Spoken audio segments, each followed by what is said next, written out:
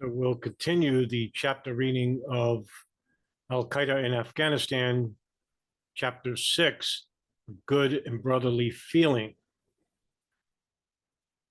And basically, this is five pages long, this chapter. So we will read together. Al-Qaeda did not run their training camps in Afghanistan in a vacuum. Afghanistan in 1996-2001 became a safe haven for a number of militant Islamist groups from the Middle East, North Africa, Pakistan, and Central Asia. These groups have various degrees of connections to each other and to the Taliban regime.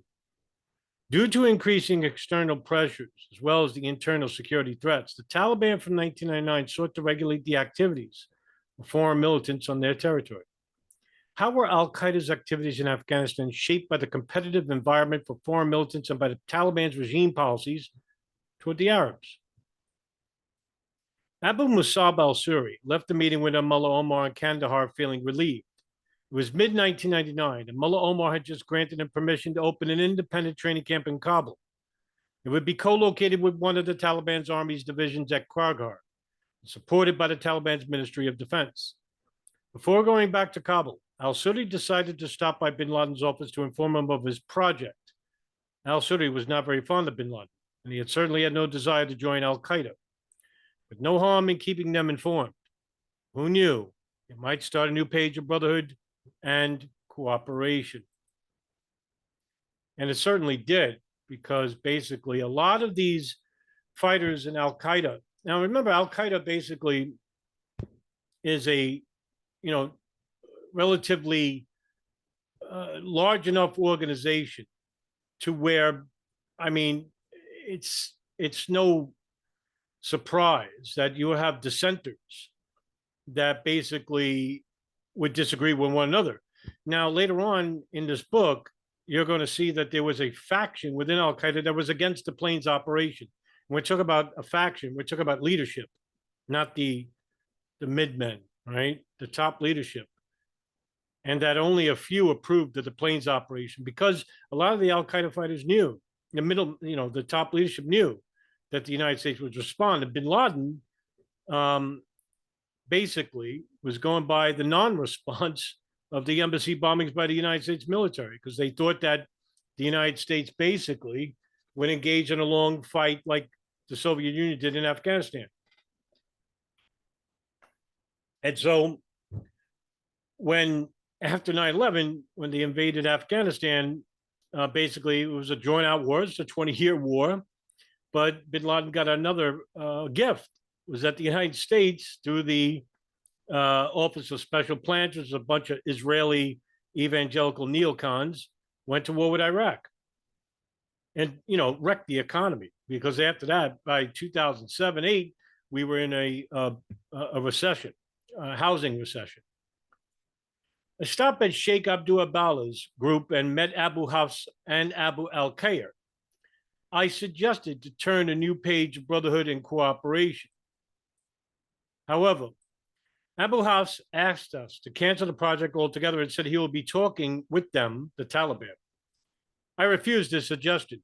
However, I offered to cooperate with him in any way he wants, but he cannot cancel ours or anybody else's project.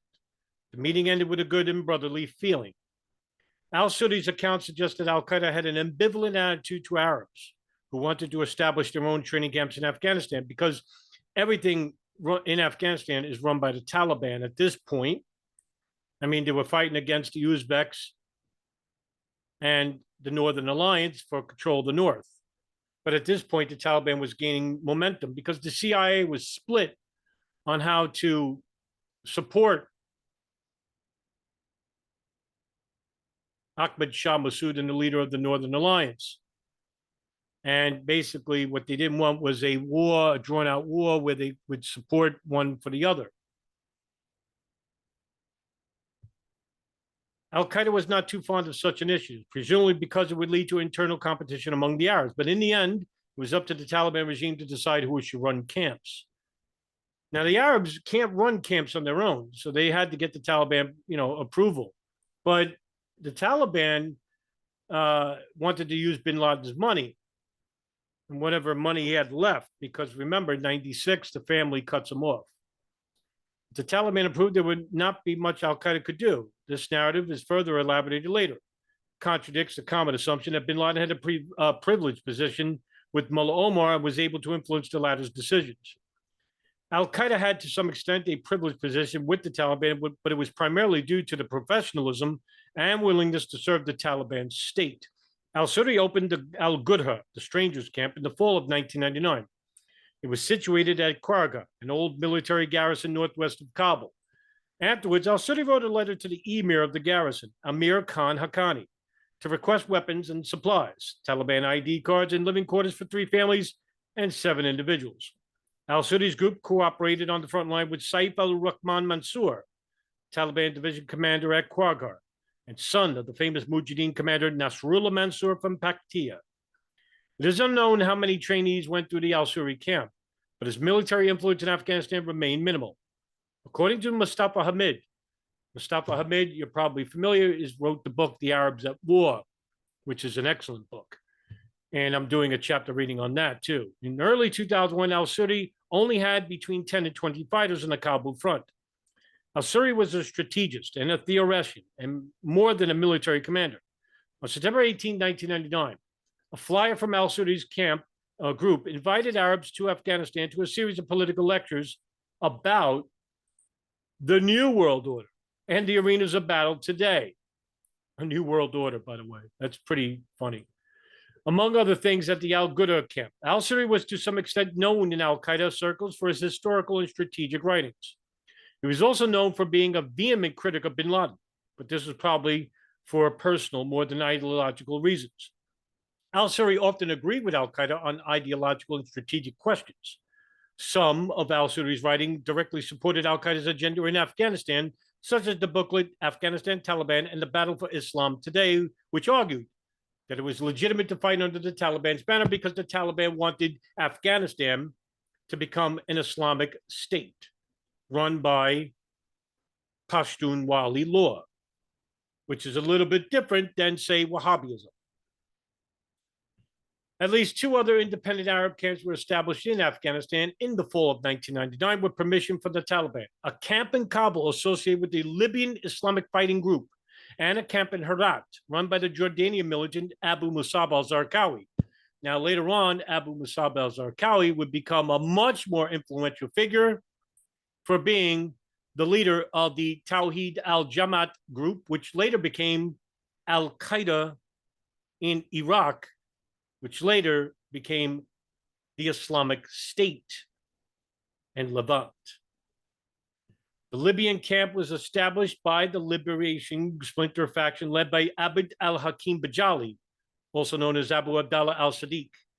Bilhaj had split with the Libyan fighting group in 1998 after the Liberation Fighting Group was crushed in Libya by the Gaddafi regime. By the way, Muammar Gaddafi was the first person on the face of the earth to issue an arrest warrant for bin Laden in 1996, I believe.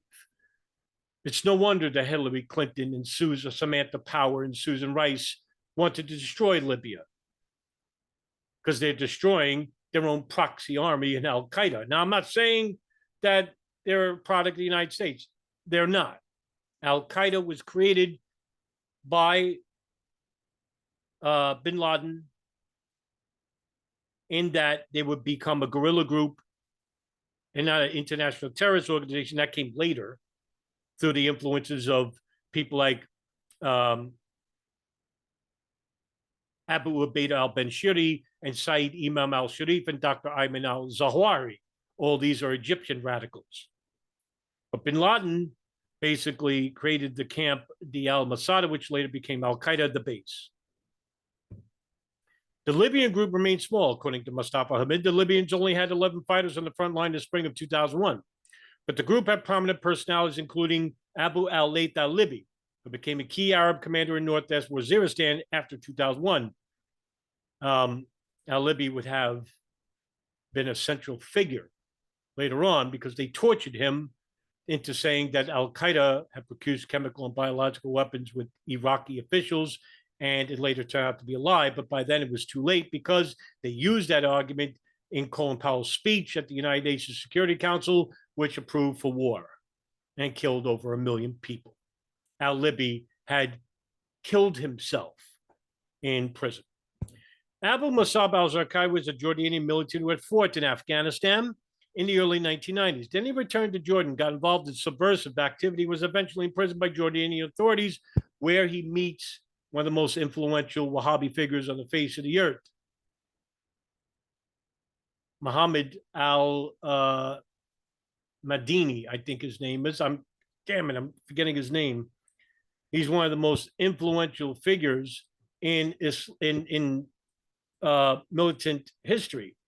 And I want to get his name right.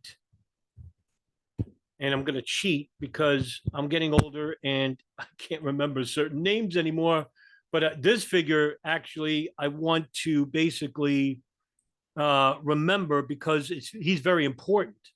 So when Musab al-Zarqawi went to jail, in Libyan jail, he met this individual who basically was very influential with him and persuaded Zarqawi to meet with bin Laden. And bin Laden gave him money because he didn't want to join him in Afghanistan. He created his own camp and basically, started car bombing the United States military in Iraq. And Muhammad al-Makdisi, by the way, that's his name, Makdisi. So then he returned to Jordan, got involved in subversive activity, eventually imprisoned by Jordanian authorities. When he was released from prison in 1999, he returned to Afghanistan. Oh, I'm sorry. I just skipped right over. He returned to Afghanistan and opened a training camp in Herat to train militants primarily from Jordan and Syria. And these people basically were just, people that he knew in prison and people that were affiliated with the Syrian Muslim Brotherhood and these Jordanian militants with contacts with affiliates of groups like Al-Qaeda in the Islamic Maghreb and in the Arabian Peninsula. According to Saif al-Adil, it was Al-Qaeda who helped Zarqawi establish the camp. Saif al-Adil's account is supported by Mustafa Hamid, who claimed that bin Laden helped al-Zarqawi to prevent Zarqawi from working with bin Laden's rival, Abu Musab al-Suri. Whatever al-Qaeda's motivation, it seems plausible that al-Qaeda had some hand in establishing al-Zarqawi's camp. As far as it's known, al-Zarqawi had no contacts in the Taliban government who could speak his cause. He therefore needed an intermediary from among the Arabs who knew the Taliban well. Saif al-Adil admitted that al-Zarqawi was a controversial figure among al-Qaeda's leaders due to his uncompromising views on issues such as takfir, modus operandi, and how to deal with the Saudi regime. However, as Saif al-Adil summarized, it was both unfair in terms of jurisprudence and incorrect in terms of the movement to abandon every brother or group with whom we might have minor disagreements. Saif al-Adil claimed he held an initial meeting with al-Zarqawi where they discussed the terms of their agreement. One of the topics we discussed was that we were not seeking full allegiance from Abu Musab or his companions. Rather, we wanted coordination and cooperation to achieve our joint objectives. We explained to him that we were ready to provide him with special training for every distinguished individual or group from his side. We pledged to coordinate with the fraternal brothers of the Taliban movement to avoid any obstacles in the future. The problem later on became that this is where al-Qaeda disassociated from Abu Musab, was that later on, Dr. Ayman al-Zawahiri wrote a letter to al-Zarqawi asking him not to kill the Shias, which are a minority in the Islamic world. And Abu Musab al-Zarqawi, even though he hated Jews and Americans, he considered Sunnis and Alawites and Sufis inferior. In fact, they were munafiq, which is Arabic for fake Muslim. So he basically were killing a lot of these minority Arabs because they were from an opposing branch of Islam. And al-Qaeda saw this as an affront and basically told them, stop killing our native brothers. And Zarqawi ceased communications and ceased from being involved with al-Qaeda. This is a big issue back in, I think, 2006 or 7 or somewhere around that period. And, they didn't go to war with each other, but they disassociated from it. So prior to establishing the Herat camp, al-Zarqawi and his two original companions from Jordan went through a 45-day training program in one of al-Qaeda's camps. This was in line with the initial agreement between al-Zarqawi and Saif al-Adil. Al-Adil, by the way, currently Saif al-Adil is allegedly the emir of al-Qaeda, but he was not announced as emir. And I think this is the reason for his silence, is because whenever there's an emir, you're basically a target. Just like say, for example, the La Cosa Nostra. Nobody wants to be the godfather because it puts him in the spotlight. Now, for years, not to go off point, but say, for example, the Chicago outfit, the Chicago mob, Tony Accardo was basically consigliere. Everybody knew he was the boss, and he was the boss of the Chicago syndicate for over 55 years. And the reason why he was consigliere was because it took a lot of light off him. And you have people like Sam Giancana running the show, even though he wasn't really running the show, it was Accardo. So that's why, people like Saif al-Adil basically is like, I am the leader of al-Qaeda, but I'm not going to announce it. Al-Adil probably helped Zarqawi secure approval from the Taliban for opening the Herat camp. Saif al-Adil does not recount this event, but following the pattern of other Arab camps, the Taliban must have approved the project at some level. Over time, al-Zarqawi's group established a good relationship with the Taliban governor of Herat, who gave material support to Zarqawi's camp. Now, Abu Musab al-Suri wrote that by the end of 1999, there were 14 camps, groups, and formations in Afghanistan officially recognized by the Taliban. 9 of them were Arab. And basically, 3 of them, and I'll blow this up just a little bit more, the others were Moroccan Islamic Fighting Group, the Egyptian Islamic Jihad, run by Dr. Ayman al-Zawahiri, because the top leadership of Islamic Jihad basically were killed and executed by the Egyptian government, like Muhammad ibn al-Faraj and Khalid Islambuli, who were the original leaders of the Cairo branch. And later, when they were executed, Dr. Ayman al-Zawahiri became one of its co-emirs. The Egyptian Al-Gama Islamiyah, run by Omar Abdul Rahman, the blind sheikh, the Algerians, to the Ajalian Islamic group, the Tunisians, the Chaldean camp, and the Abu Qarab camp. To say that all the mentioned groups were officially recognized by the Taliban regime is perhaps an exaggeration. Some of the groups mentioned earlier by the year 2000 received permission from the regime to run camps. We know little about the other groups. The North African militants were based in the Nangarhar province, primarily in Jalalabad city and the Darinta camp complex northwest of Jalalabad. The Chaldean camp was located in Khost and run by Ibn Sheikh al-Libi, and members of the 2 Egyptian groups were based in Kabul and Kandahar.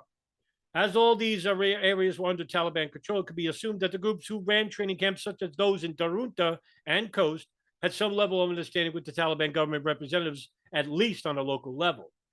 According to the primary sources reviewed here, al-Qaeda did not have a consistent attitude toward other Arab camps. Al-Suri claimed that al-Qaeda tried to hamper his project, while Saif al-Adil claimed that al-Qaeda voluntarily offered to help al-Zarqawi to open a camp in Herat. Al-Suri's experiences may have been a result of the personal differences between him and bin Laden.